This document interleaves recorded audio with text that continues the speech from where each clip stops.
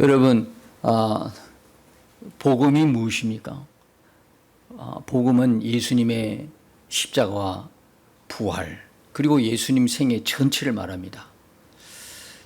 복음을 몰랐을 때는 1년에 딱 2번 정도 복음의 메시지를 전했습니다.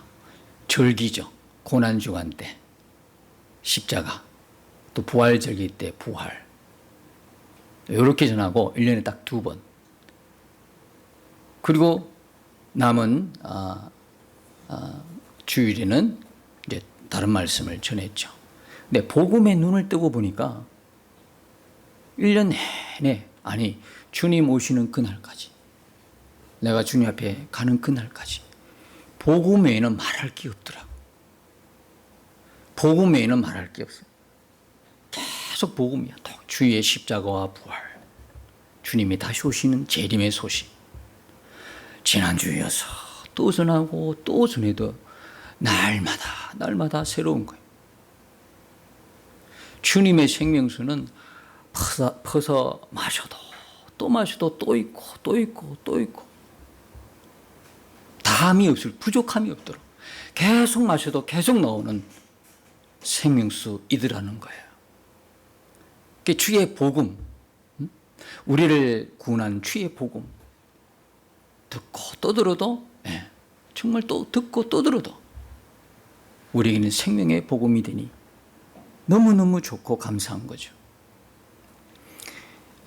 이 복음을 여러분 모르지는 않잖아요. 예수님 나 위에 십자가 죽으셨습니다. 나 위에 부활하셨습니다. 예수님 다시 오십니다. 근데 이 복음이 문제는 뭐냐면 모르는 사람이 없어요. 다 알아요. 근데 이론이라는 거예요. 교리적으로는 이해한다는 거예요. 문제는 실제가 안 되는 거예요. 그 좋은 예가 주님이 나 위에 십자가에서 죽으셨습니다 해도 그냥 마음에 그게 없어요. 기쁨이 없어요. 마음에 어떤 그 움직임이 없어요. 그랬나 봐. 마치 나 이야기하고는 다른 이야기, 딴 사람의 이야기다. 예수님이 나 위에 십자가 죽으신 것에 대해서 공감이 안 가는 거예요. 이게 교리적으로 이해되는 거거든.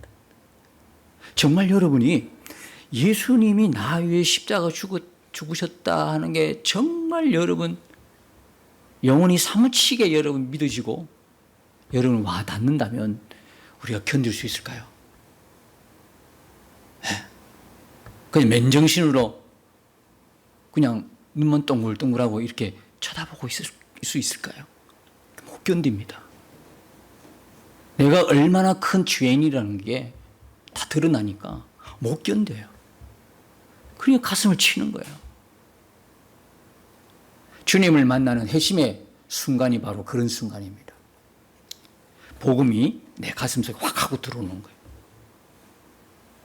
진짜 복음이 들어오면요 못 견딥니다. 내가 죄인인 게 분명하니까. 죄인인 게 이게 보통 죄인이 아니야. 그래서 나 같은 죄인이라 그러잖아요.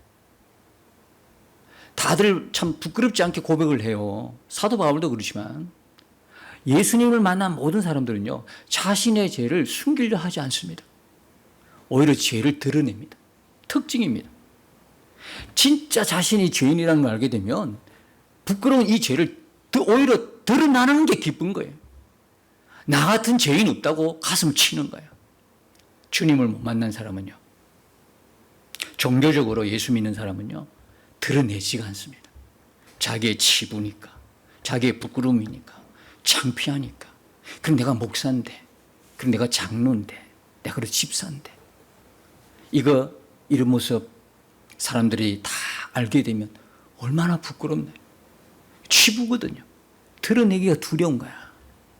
근데 여러분 그거 아십니까? 죄는 숨기려고 해도 숨기지 못한다는 거예요. 사람의 눈은 피할 수 있어. 사람은 속일 수 있어. 근데 하나님은 못 속인다는 거예요. 하나님은 절대 속일 수 없어요.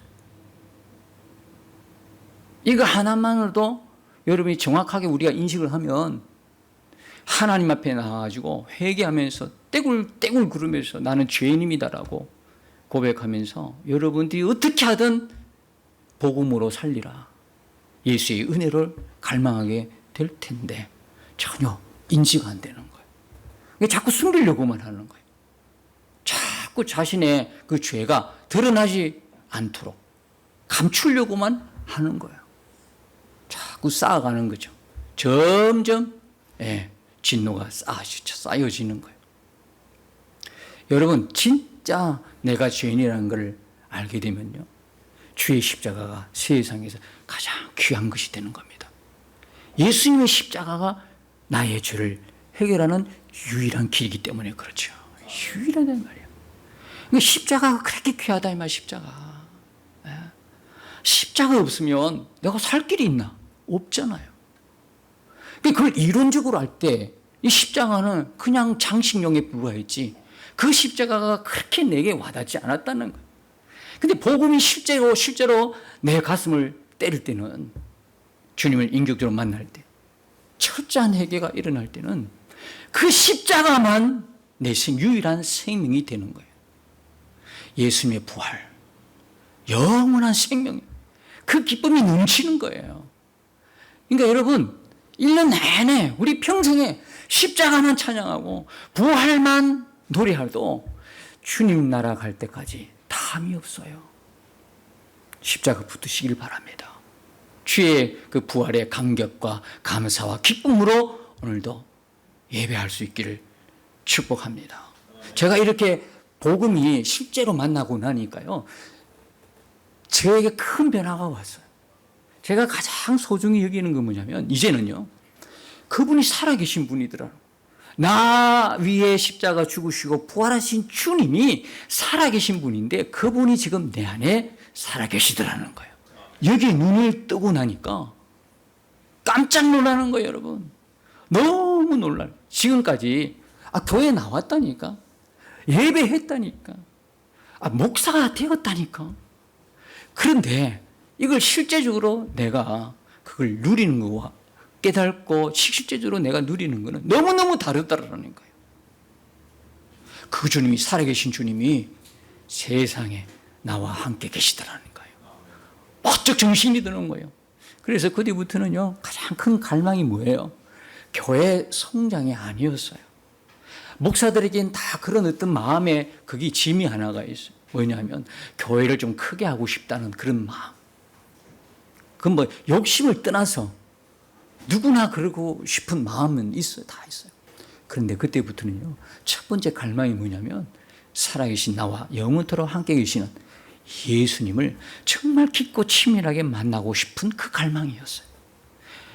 깊고도 친밀한 주님과의 교제. 우리 지난 시간을 보면, 지난주에도 우리 선교사님이 그랬잖아요. 어디서부터 시작이에요? 우리는 주님 하나님과의 깊고 친밀한 교제에서부터 모든 것이 시작이 돼요. 여러분, 사역이 아닙니다.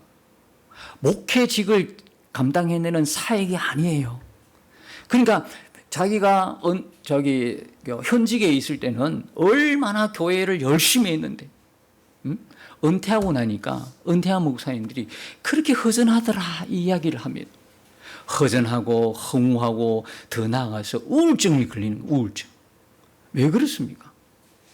그렇게 목회를 하고도 왜 그럴 수밖에 없습니까? 여러분, 목회자만 그런지 아십니까? 여러분도 그렇습니다. 장로니 권사니 집사니 이렇게 여러분이 다다가 은퇴하고 난 이후에 할 일이 없어. 그동안 교회에서 열심히 했지만 이제는 할 일이 없어. 그럴 때 어떻게 하시렵니까? 일을 위해서, 사익을 위해서 존재한 사람은 그때 허무한 거예요. 주님이 보이지 않으니까요. 사익이 우선이 아니에요. 여러분, 교회 왜 오십니까? 일할 게 뭐 있다고? 사역? 없습니다. 저는 굉장히 행복하게 목회합니다. 왜? 일주일 내내 말씀을 보니까요. 뭐 일할 게 없으니까 별로. 그죠? 일하려고 하지도 않고. 저에게 일이라는 것은 하나님의 말씀에 집중하는 겁니다. 아니, 목사가 말씀에 집중하는 것만큼 더 좋은 게 어디 있습니까? 막 뛰어다니고 여러 가지 분주하게 그렇게 정치도 좀 하고 사람들과 교제 폭도 넓히고 이러면 좋겠습니까? 제가 복음을 실제로 누리고 난 이후부터는 그게 싫어졌습니다. 사람을 괜히 만나는 시간 아깝고, 한 번이라도 하나님 말씀 앞에 나를 노출시키고 싶고, 한 번이라도 주님과 만나는 시간이 귀하게 생각이 되죠. 그렇게 살지 못하는 게 정말 내게는 뜨거운 갈망이 되는 거, 안타까움이 되고 갈망이 될 뿐이죠. 교회 여러분, 여러분들은 은혜 받으러 오시면 되는 거예요. 교회는 은혜 받으러 오시는 거예요. 일이 아니에요. 사역이 아니에요. 예. 교회는 그냥 여러분들이 오셔서 그냥 은혜만 받으시면 돼요. 예배하러 오시면 돼요. 교회는 예배자로 오시는 거예요, 여러분. 예배자로. 예배자로. 제가 예전에 부교육자 시절 보니까요, 부교육자들은요, 예배 못 드립니다.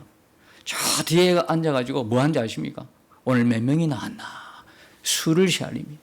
그리고 예배 마치고 나서 저녁에 목회자, 사역자들 모임에서 오늘 몇 명 출석했습니다. 결석은 누군데 몇 구역에서 누가 빠졌습니다. 이걸 다 보고 해야 돼. 제가 해보니까요, 예배가 안 돼요. 예배가. 예. 왜? 사람 머리수를 시알려야 되니까. 안 보이는 사람은 기둥 옆으로 가서 또 봐야 돼. 2층에 올라가 또 봐야 돼. 무슨 예배입니까 그게? 부교육자는 예배 안 드려도 되나? 예인가? 열인가? 그런 거 아니잖아요. 그러다 보니까 오랜 그런 생활을 하다 보면 삭막해지는 거예요. 그때부터는 기술자가 되는 거예요. 설교 기술자가 되는 거예요. 그냥 설교 하나를 뚝딱 만들어내는 거예요. 전혀 영혼이 없는 거예요. 전혀 생명력이 없어요. 그게 아니에요. 여러분, 우리는요, 누구든 여기에 설교자도 마찬가지고 여러분도 마찬가지고 이 시간에 하나님을 예배하는 것은 동일한 겁니다. 하나님 예배합니다. 교회에 뭐하러 오십니까? 예배자로 오는 겁니다, 여러분. 이 영광스러움을 누리시기 바랍니다. 이거 다 그냥 팽개치고 그냥 교회에서 일하기 바쁜 거예요. 내가 누구라는 걸 가시하기 바쁜 거예요. 하도 그런 걸 많이 봤어요. 하도 그런 걸 많이 봤어요. 장로님들 특별히. 네, 장로님 뭐 없어서 하는 소리인데 장로님 욕하는 게 아니고요. 그런 분들 아니고 정말 주님을 갈망하고 사랑하는 장로님도 많은데 어떤 분은 정말 무슨 교회가 자기 쇠를 부리는 과시하는 그런 장소로 착각하셨는지 예배 드리기보다는 자꾸 누가 왔나를 훔쳐보기도 하고 그리고 오늘 설교자의 설교는 어떻는가 체크하고 주보 꺼내가지고 틀린 오자 찾아내고 세상에 오자가 있으면 어떻게 할래? 오자가 있으면 있는 거지 뭐. 사람이 다 실수하는 거지 안 그렇습니까? 네, 우리 교회는 너무 감사하게도 오자입니다 하고 들고 온 사람이 없어요. 너무 감사해요. 예배에 집중해야 돼. 이 예배의 영광으로 다 놓치는 거예요. 저는요 그렇게 예배 드렸다가는 하나님 앞에 가면 정말 큰 책망 받겠다. 우리 인간이 사람이 이 땅에서 누릴 수 있는 최고의 영광 예배의 영광을 줬음에도 불구하고 그런 식으로 다 날려버립니다. 이제 여러분 교회 오실 때 어떻게 오시라고요? 예배하러 오십시오. 정말 내가 예배자라는 걸 인식이 되면요 주일날 그렇게 달랑 오시겠습니까? 그래 못 옵니다. 적어도 토요일에는요 마음으로 준비합니다. 그렇죠? 내일 예배 자리에 나가는데 마음의 기도가 되어지고요. 예물도 깨끗하게 준비가 되어지고요. 마음과 뜻과 정성의 예배 가운데 있는 것입니다. 헐레벌떡 뛰어오는 게 아니에요. 예배는 그런 게 아닙니다. 다 놓치고 사는 거예요. 예배 영광스러움을 다 놓치고 사니까 신앙이 어제도 오늘도 변함이 없는 거예요. 영원토록 변함없으신 주님을 좋은 점을 닮으셔야 되는데 그렇습니다. 그래서 여러분들이 이제는 예배자로 오셔서 준비하십시오. 하나님 오늘 내 그릇에 부으실 그 은혜를 사모합니다. 그러면서 준비를 기도하시고 회개하시고 그죠? 회개가 얼마나 큰 축복입니까? 한 주 내내 살았는데도 회개가 생각이 안 납니까? 그러면 사망입니다. 여러분들이 정말 붙들고 간구해야 돼. 주님, 나는 왜 회개가 안 됩니까? 내가 죄가 없는 깨끗한 자입니까? 그렇게 여러분들이 울고불고 하셔야 돼, 진짜요. 예. 주님 앞에 나의 그 허물과 죄가 드러나는 게 축복이라니까요. 그렇게 깨끗해져야 그게 은혜가 부어지는 거거든요. 내가 세상에 모든 지금까지 한 주 내내 살면서 더럽고 추악한 거, 볼 거, 못 볼 거 다 집어넣고 생각할 거, 안 생각하지 말아야 될 거, 온갖 악은 다 집어였는데 은혜가 들어옵니까? 그게 안 들어오지요. 그릇 준비하는 겁니다. 예배는요. 그리고 교회는 은혜 받으러 오는 겁니다. 은혜. 은혜에 대해서 손상이 있거들랑 여러분들이 옳고 바르지만 포기하십시오. 은혜가 가장 우선인 거예요. 주일날 딱 오시면 은혜다, 은혜 받을 때 최선을 다하셔야 되는 거예요. 예. 옆 사람 그 마음 상하게 다치지 않도록 은혜 받을 수 있도록 최선을 다하는 것입니다. 이럴 때요, 우리가 매 예배 때마다 하나님을 인격적으로 만납니다. 성령의 은혜가 우리에게 부어지는 걸 여러분들이 직접 여러분이 경험하게 될 것입니다. 마음을 다한 예배, 하나님께 마음을 드리는 예배, 하나님의 임재가 경험되어지는 예배가 우리의 예배 되기를 예수님의 이름으로 축복합니다. 자, 오늘 9절에 보면 무슨 말씀이냐면 하나님께 경배하라, 그런 말씀이 있어요. 여러분, 이 경배라는 헬라어 단어는요, 예배라는 단어와 똑같습니다. 근데 이 헬라어 단어는 뭐냐면 프로스키네오라고 하는 단어인데요, 이 프로스는 전치사입니다. 뭐 앞으로, 뭐 앞에서, 뭐에 대하여. 근데 키네오는 명사로서 개입니다. 개. 멍멍 짖는 강아지, 개다, 이 말입니다. 다시 말하면 이 경배라는 뜻은 뭐냐? 경배나 예배나 이 뜻은 뭐냐? 개가 주인 앞에 납작 엎드린 상태를 말하는 거예요. 개가 주인 앞에 납작 엎드리는 거예요. 납작 엎드리면 뭐 합니까? 절대 순종, 절대 복종. 누구만 쳐다봅니까? 주인의 얼굴만 쳐다봅니다. 좀 덜 된 개는요, 아예 훈련 안 된 개는요, 주인이 들고 있는 먹이에 신경을 쓰더라고요. 주인 쳐다보지 않고 먹이, 주인 손에 들려져 있는 고기, 먹이에 이 시선이 다 집중되더라고요. 이 훈련이 덜 됐어요. 먹이에 집중해봤자 주인이 안 주면 그만인 거거든요. 그러니까 이 진짜 훈련된 개는요, 먹이에 집중이 안 되고요, 어디로 주인의 눈만 쳐다보는 거예요. 여러분 그거 보셨습니까? 저는 봤어요. 야, 진짜 개가 훈련되어 있더라고요. 개도 훈련돼야 돼요. 개 훈련 안 되니까 사람 물어버려요. 그 좋은 명견인데도 훈련이 안 되니까. 그래서 여러분들이 그 훌륭한 하나님의 자녀임에도 불구하고 그 정말 하나님이 이 세상 많은 사람들 가운데 뽑아서 대표로 하나님이 가장 이뻐하고 가장 사랑하는 자들로 세워놨는데 훈련이 안 된 거예요. 훈련이 안 되니까 그 훌륭함에도 불구하고 흠이 가는 거야. 그릇이 금이 가기 시작하는 거예요. 하나님의 축복을 담을 수가 없는 거예요. 여러분, 성도는 이 땅에 뭐 합니까? 훈련합니다. 훈련. 예수님 다시 오실 까지 뭐 합니까, 여러분? 여러분들 결혼식장 다 가보셨잖아요. 얼마나 신부가 아름답습니까? 신랑은 또 얼마나 멋집니까? 근데 그게 어느 날 하루아침에 그렇게 됐습니까? 결혼식 날을 딱 받기 시작하면요, 언제부터요? 한 달, 2달 전부터 벌써 피부 미용에 들어가기 시작합니다. 온갖 좋은 거 다 바릅니다. 그러니까 결혼식장의 신부는 얼굴이 전혀 딴판입니다. 원판 불변의 법칙이 아니라 딴판이 되어버리는, 완전 딴판입니다. 다른 사람이에요. 왜? 2달 동안 계속 갖고 왔거든요. 그 모습이 누구 모습이 되냐면 우리의 모습이 되어야 되는 거예요. 예수님이 신랑이지 않습니까? 우리 신부지 않습니까? 우리 교회가 신부잖아요. 그러면 다시 오시는 예수님을 맞아서 뭐 합니까? 결혼식을 해야 돼. 그럼 우리는 이 땅에서 뭐 해야 돼요? 신부 단장을 하는 사람들이라니까요. 저와 여러분들이 신부 단장을 하는 거예요, 지금. 아시겠어요? 말씀이라는 화장품을 자꾸 바르는 거야. 말씀이라는 비타민을 자꾸 먹고 건강해지는 거야. 피부에 바르기도 하고 먹기도 하고. 그래서 우리의 흠과 죄와 티가 많은 더러운 그 옷들을 싹 벗겨내고 그런 근성들을 싹 벗겨내고, 그죠? 말씀을 먹고 바르고 칠하고 덮어서 정말 그리스도의 온전한 신부로 이 땅에서부터 훈련되어 가는 거예요. 신부 단장하는 거예요, 여러분. 다른 거 아니라니까요. 신부 단장한다니까요. 그래서 이 예배라는 거, 경배라는 거는 개가 납작 엎드리가 주인을 쳐다보는 거예요. 아시겠습니까? 우리가 이 시간에 주인을 쳐다보는 거예요. 예수님께 집중하는 거예요. 근데 마음이 다 흩어져 버렸어.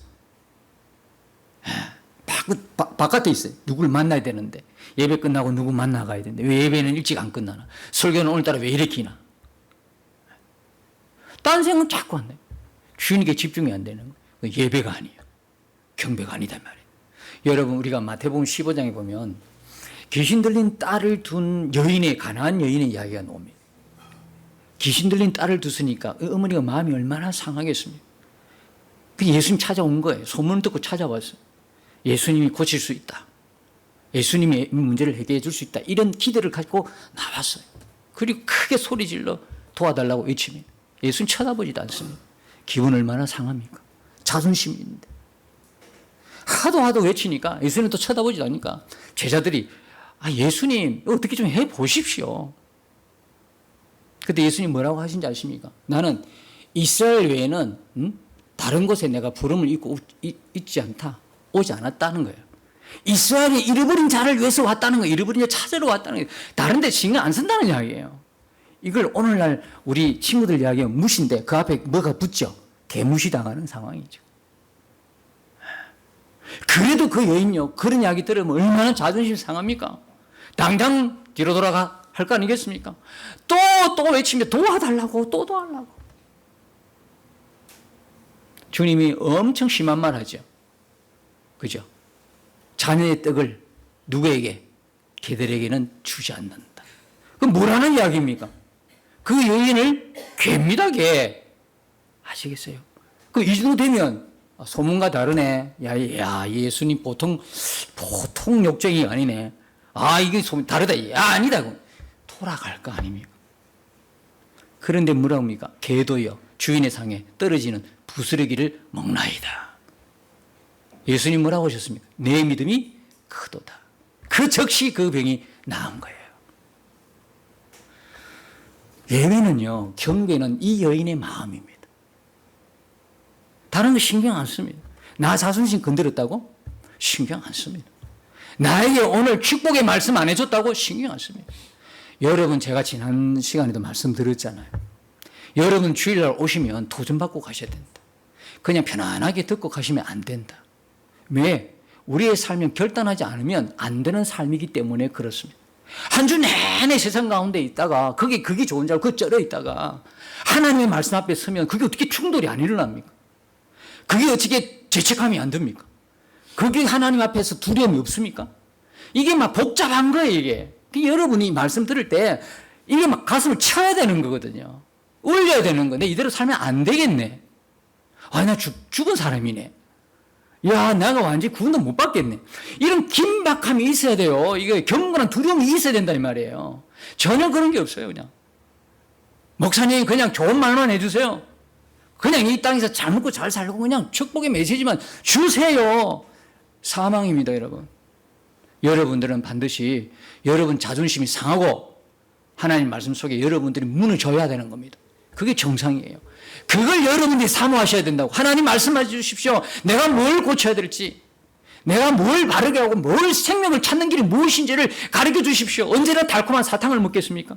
이빨 다 썩는 줄도 모르고.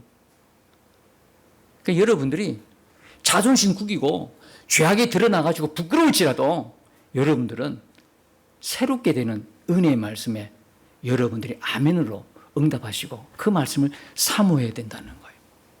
말씀해 주십시오, 주님.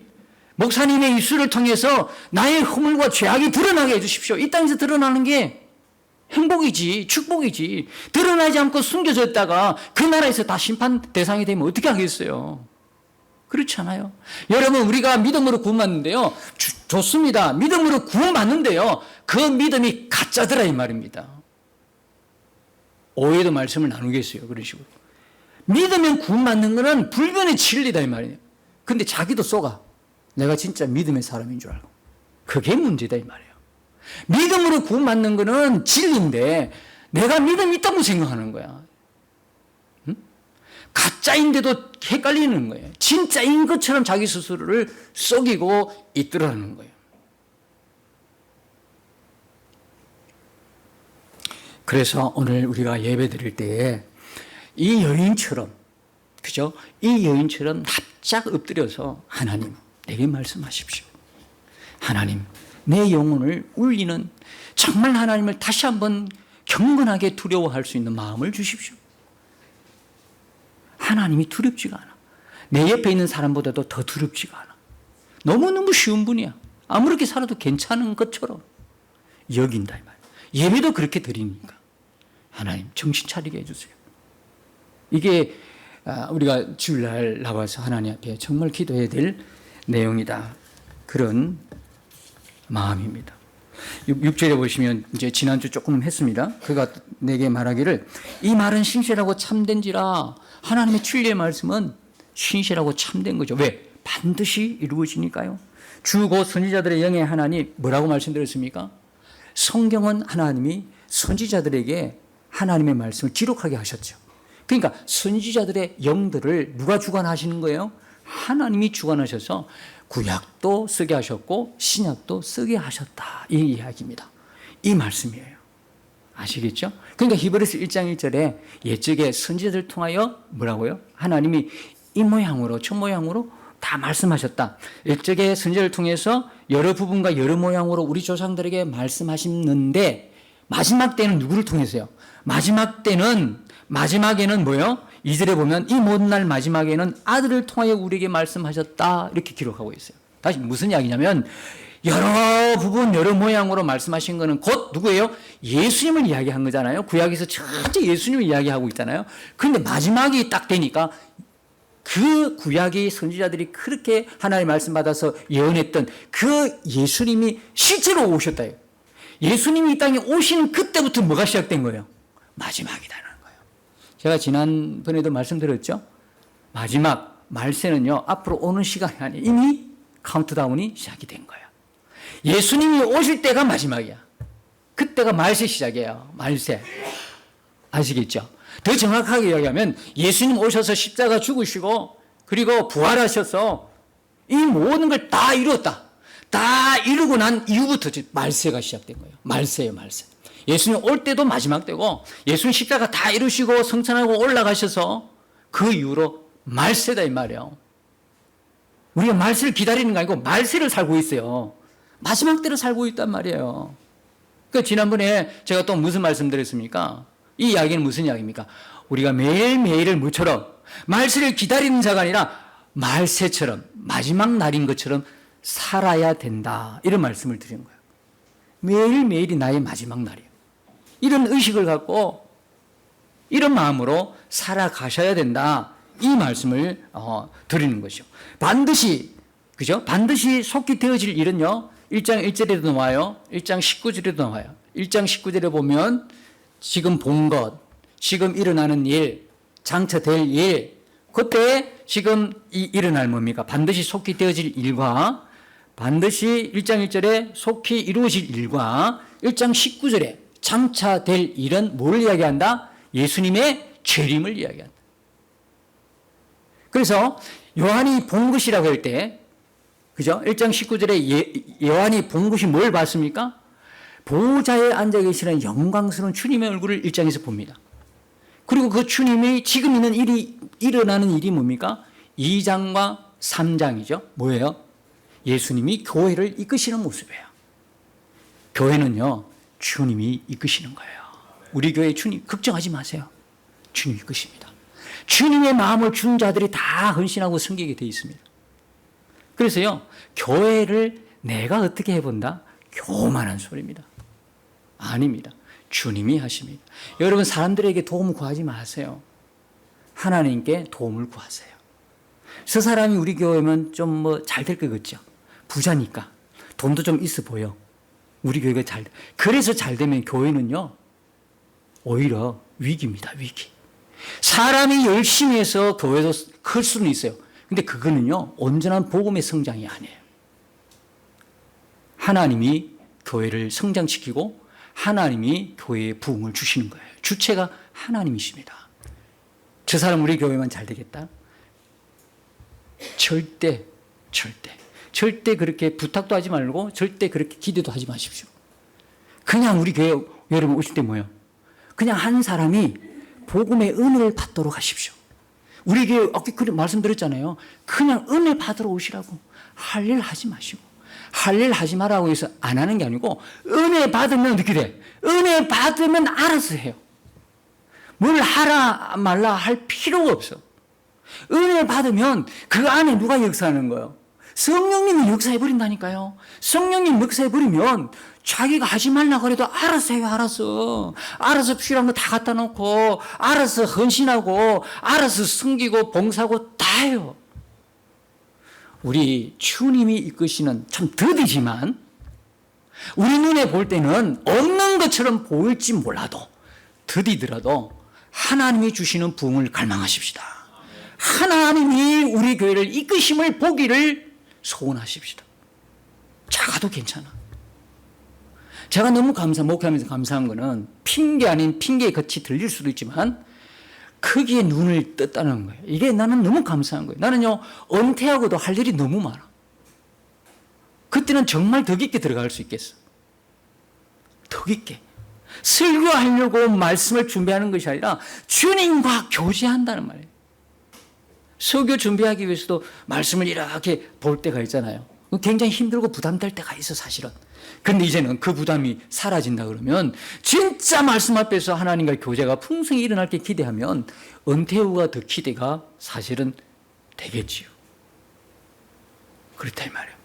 그냥 교회는 여러분 그냥 모시고 오세요. 그냥 은혜 받으러.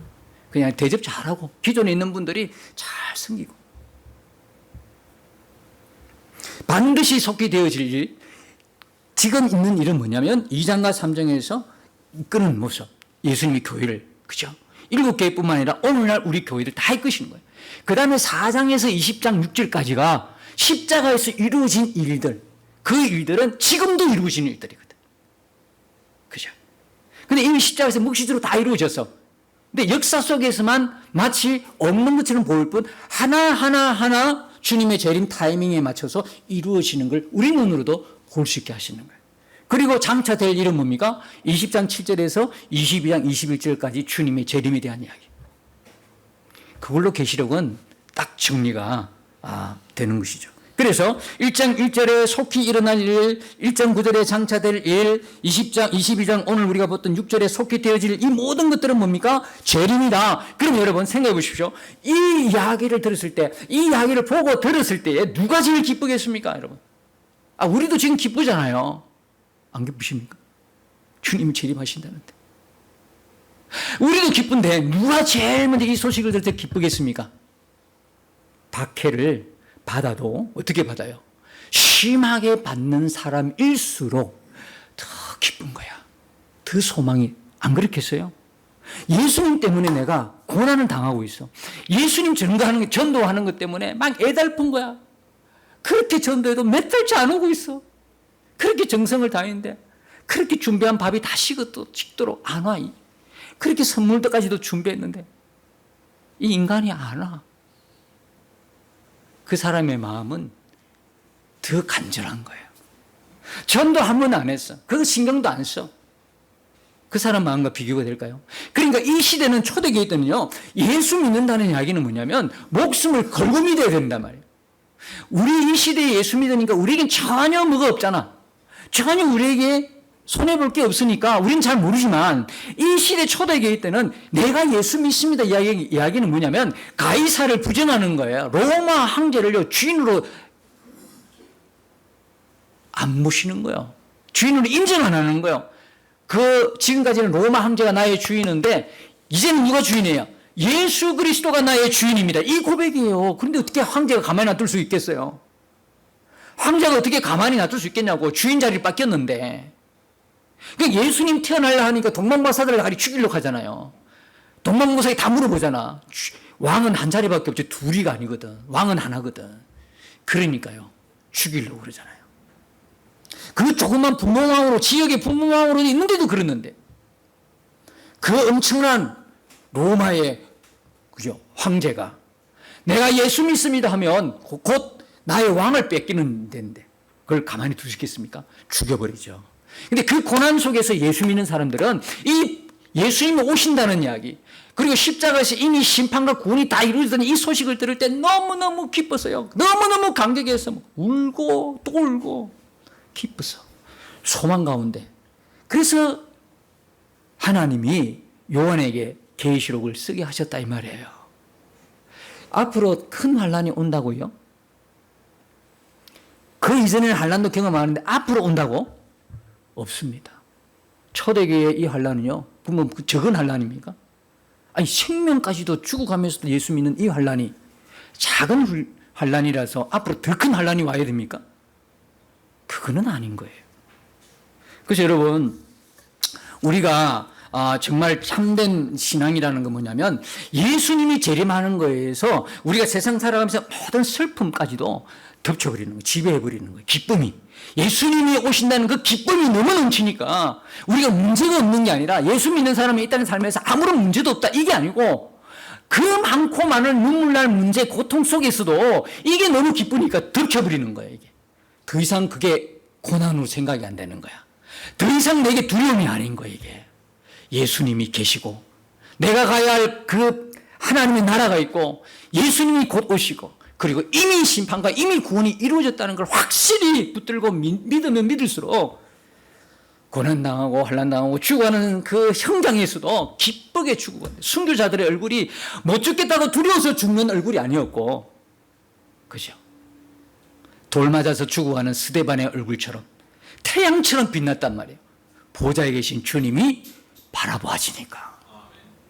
여러분, 우리가 이 세상에서 진짜 신앙인으로 살고 안 살고는요, 주님이세요. 주님이 진짜 믿어지느냐, 주님 바라보아지느냐, 주님의 재림이 확실하냐, 그게 달려있지. 사람이 많고 적고 내가 부자고 가난하고 아무 상관이 없어. 내가 병들었고 안 들었고 상관이 없어요. 우리가 성경을 읽으면서 속히라는 단어가 나와요. 속히, 그죠? 6절에 볼 때도 속히 되어질 일, 7절에 속히 오리니, 12절에도 속히 오린다. 20절에 보면 내가 진실로 속히 오리. 이 속히란 단어는요, 계시록에서 주의 재림을 이야기할 때 쓰는 단어예요. 주의 재림이 임박할 때 쓰는 단어예요. 그래서 거기 6절 끝에 보면 보이시려고 그의 천사를 보내셨도다. 1절 1절에 똑같은 말씀인데, 얼마나 감격스러웠으면요, 8절에 보시면 이것들을 보고 들은 자는 나 요한이니 내가 듣고 볼 때에 이 일을 내게 보이던 천사의 발 앞에 경배하려고 엎드렸다. 이 제정신이 지금 아니에요. 요한이 이걸 보고 들었는데, 예수님이 일어난 모든 십자가에서 일어난 모든 일들 다 포함해서 강의적으로는 넓게 의미하면 이 계시록 전체 내용이고, 좁게 이야기하면 예수님이 오신다는 거예요. 그분이 오셔서 그 핍박받은 고난받게 하는 그 악인들을 다 심판하고, 그 고난당했던 믿음의 사람들을 다 구원할 뿐만 아니라 그들의 눈물을 씻어주고 그들에게 뭡니까? 천국으로 인도하고 천국을 유업으로 주고 생명수 강가에 마음껏 마시게 하고, 이 모든 것들을 보고 들으니까 정신이 나가버린 거예요. 순간적으로. 그러니까 이 경배의 대상을 놓쳐버리는 거예요. 여러분, 우리의 경배의 대상은 오직 하나님인데 하나님이 안 봐가지고 천사 앞에 넙죽 엎드려 버리는 거예요. 얼마나 놀랐습니까? 여러분, 진짜 그 주님이 오신다는 그 이야기를 듣고 이 요한처럼 이런 기쁨이 우리에게 충만해져야 이게 정상이다 이 말이에요, 이게. 근데 우리는 그런 생각 안 해. 예수님 오신다면 별로 생각이 없어요. 예수님 오신다면 심한 사람 뭐라 그래요? 예수님 한 10년 뒤에 오셔요. 지금 내가 좀 누릴 게 있거든.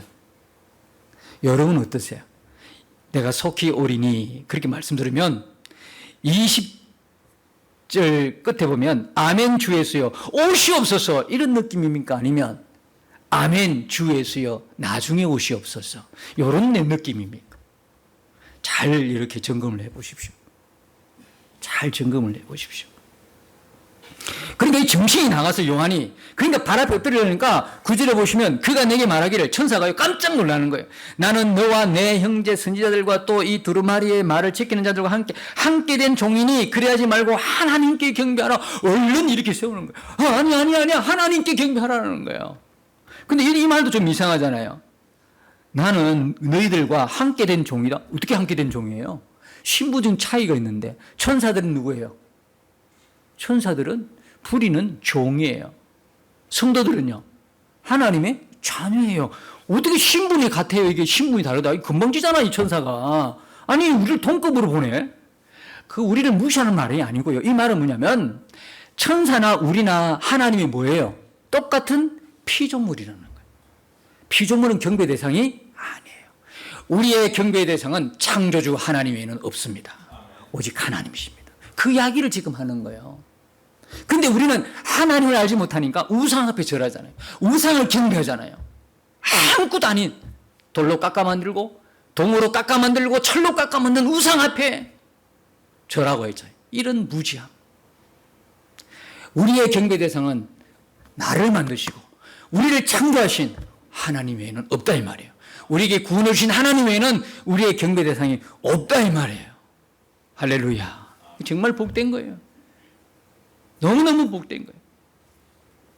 그래서 지금 우리가 이 구절에서 요한이 가졌던 그 기쁨, 주님이 오신다는 거 하도 쏘으니까 속히 온다. 그래서 어떤 사람은 이야기합니다. 아니 너희 주는 속히 온다고 했는데 아직도 안 왔잖아 그러잖아요. 아직도 안 왔잖아. 이 조롱을 이미 예견했다 그랬죠. 베드로후서 3장 3절에 보면 이제 주님이 늦게 오는 이걸 보고 안 온다. 아니면 심지어는 거짓말이다. 이게 조롱한 자가 많다는 거예요. 야, 성경은 거 보면 성경은요 정말 디테일하고요. 두려워할 만큼 자세한 거예요. 여러분 여기에 보면 속히란 단어가 있습니다. 이 속히란 단어는 타쿠란 말인데요. 이게 타퀴스라고 하는 헬라어 형용사에서 파생된 단어인데 이 뜻은 뭐냐면 갑자기 반드시입니다. 갑자기 오는 거예요. 반드시 온다는 건데 시간적으로 곧 온다 이런 말이 아니다 이 말입니다. 지난 시간에 말씀드렸죠. 여기에 속히 온다는 이야기는 시간의 개념이 아니에요. 그분에게는 하나님께는 우리처럼 시간에 제한이 없어요. 무슨 세계다? 영원한 세계. 영원한 세계는요 제한받지 않아요. 시간에 제한받지 않아요. 역사 속에서 인간 속에서만 시간이 존재하는 거지 하나님의 나라에는 시간이 존재하지 않고 영원한 현재이단 말이에요. 영원한 현재. 그 영원에 무슨 지금 몇 월 몇 시 뭘 이야기하겠어요? 천년이 그분에게는 하루밖에 안 되는데 이해됩니까? 우리에게 천년은요 엄청 긴 세월인데 주님께서는 그 천년 하루도 안 돼. 그러니까 속히란 단어를 쓸 수밖에 없어요. 하루 안에 일어난 일이니까. 그것도 이해 못하면서 어떻게 하나님 우리가 다 이해한다고 말할 수 있겠어요? 이 속히란 단어는 시간적 개념이 아니다는 걸 꼭 기억하세요. 시간적 개념이 아니에요. 이거는 무시적 세계에서는 시간이라는 존재하지도 않아요. 이건 뭐예요? 반드시 하나님의 결의에 찬 의지를 나타내는 거예요. 반드시 내가 온다. 말씀대로 그대로 내가 온다. 그러니까 그 말씀을 뒷받침해 주는 내용이 뭡니까? 13절에 보면 나는 알파요 오메가요 처음과 마지막이요 시작과 마침이다. 내가 이룬다 이 말이에요. 내가 이룬다. 사랑하는 여러분, 예수님이 더 오신다 이런 말씀하지 마세요. 2000년이 다 지나가고 있는데 아직도 안 오신다 이런 불신의 소리를 하지 마세요. 이 이야기는 우리의 시간대를 말씀한 것이 아니고요. 예수님이 반드시 오겠다고 하는 하나님의 마음을 우리에게 증거해 주고 있는 거예요. 급하게 오신다는 거예요. 어느 날 갑자기 오신다는 거예요. 사랑하는 성도 여러분, 우리가 지금 신부의 때, 그죠? 신랑을 맞이하는 신부예요. 신부단장의 때예요. 그러니까 여러분, 우리가 말씀과 하나님의 말씀으로 우리를 깨끗게 하고 늘 거룩함을 쫓아가고 의를 쫓아가고 예수님의 길을 쫓아가는 성도로 살게 되면 어느 날 갑자기 아무도 모르는 어느 날 갑자기 매일매일 마지막 날로 살아가는 성도들에게 그날은 가장 인생에서 행복한 날이 될 것이고 그렇게 사랑했던 주님과 만나는 결혼이 일어나는 복된 시간이 될 줄로 믿습니다. 다 우리가 이 날에 주님 앞에 다 앞에 설 수 있는 그런 귀한 성도들 다 되시기를 예수님으로 축복합니다. 함께 싸워